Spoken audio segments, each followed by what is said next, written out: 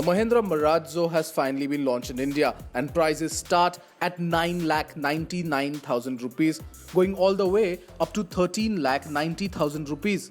The Marazzo will come in 4 variants, which are M2, M4, M6 and the range-topping M8. The new MPV gets a brand new 1.5-litre diesel engine which pumps out 121 brake horsepower and 300 Nm of peak torque, while being paired to a 6-speed manual transmission. The design of the Marazzo is inspired by a shark and it is extremely feature-rich. The MPV will come with a 7-seater and 8-seater variant, and it takes on the likes of the Toyota Innova Crysta and even the Tata Hexa.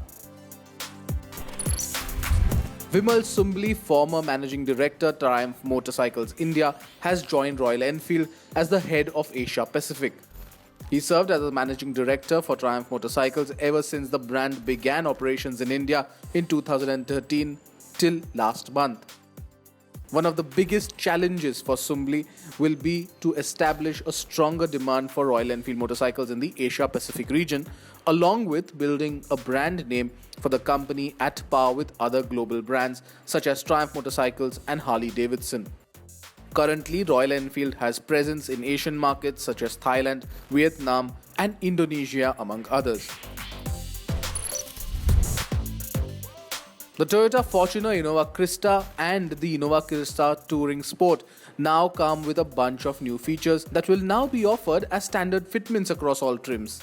These include emergency brake signal, rear fog lamps, front LED fog lamps, anti-theft alarm with glass brake and ultrasonic sensor. Toyota has also hiked the prices of the 3 cars along with offering more features. The Innova Crysta gets a hike of 30,000 rupees, while the Innova Crysta Touring Sport is now 44,000 rupees costlier. The Fortuner, meanwhile, is now more expensive by 58,000 rupees.